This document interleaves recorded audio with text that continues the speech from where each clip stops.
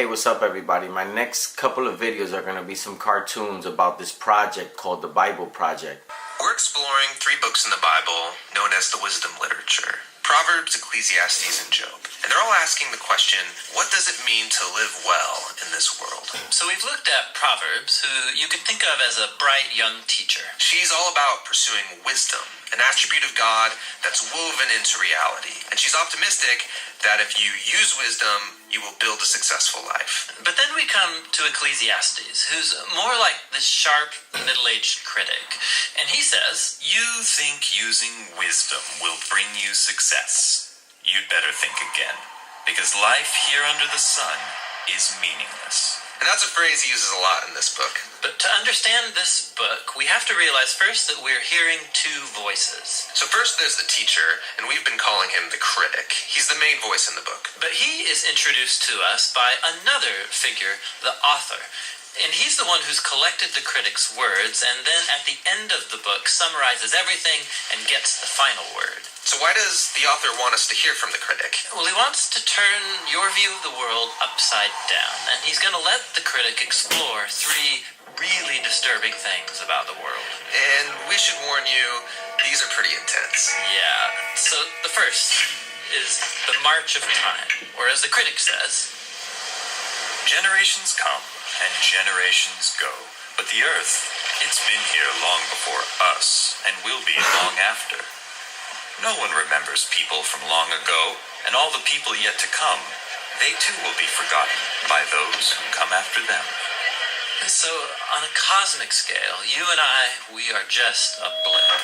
Stars are born, and then they die and form planets which orbit new stars, and those planets, they change over time and eventually burn up. And amidst this cosmic backdrop, my entire existence is like a blink in time. Which leads to the critic's second disturbing observation, that we are all going to die. Humans face the same fate as the animals: death. All people, the righteous and the wicked, the good and the bad, those who offer sacrifices to God and those who do not, they all share the same destiny. All this activity and madness, then we all join the dead. Man, this book is depressing. And so is the final disturbing thing for the critic, and that is life's random nature. So in Proverbs, life isn't random. There's a clear cause and effect relationship between doing the right thing and being rewarded. But the fact is that life doesn't always work that way. The critic has observed a glitch in the system. He calls it chance, or in his words, "The race doesn't always go to the swift, or the battle to the strong, nor does food always come to the wise, or wealth to the brilliant, or favor to the educated. Time and chance happen to them all." So his point is that you can't really control anything in life. It's just way too unpredictable.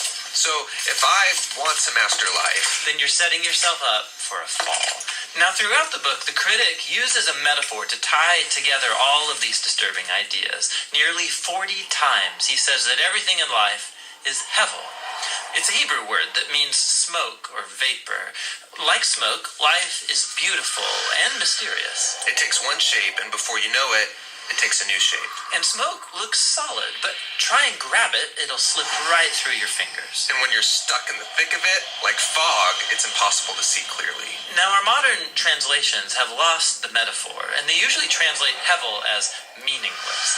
But if you read closely, the critic isn't saying that life has no meaning, but rather that its meaning is never clear.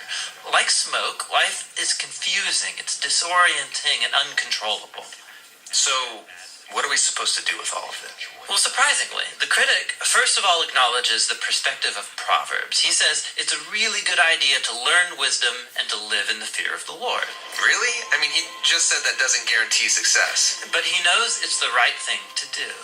But secondly, and more often, he says that since you can't control your life, you should stop trying.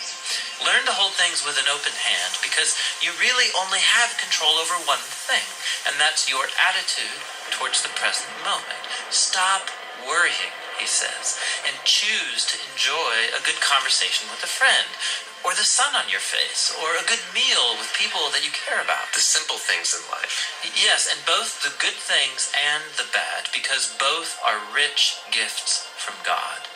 And that's the surprising wisdom of Ecclesiastes. Listening to the critic is painful and can lead you into some dark places. And that's why the author speaks up at the end of the book. He doesn't want you to lose hope. He wants to make you humble into someone who trusts that life has meaning even when you can't make sense of it. That one day God will clear the hevel and bring his justice on all that we've done.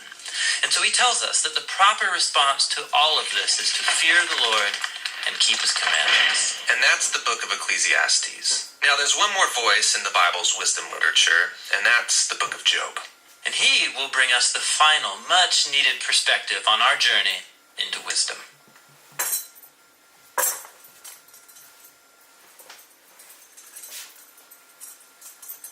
I think sometimes we need to humble ourselves and understand that not everything's about us. And that's what I get from these cartoons.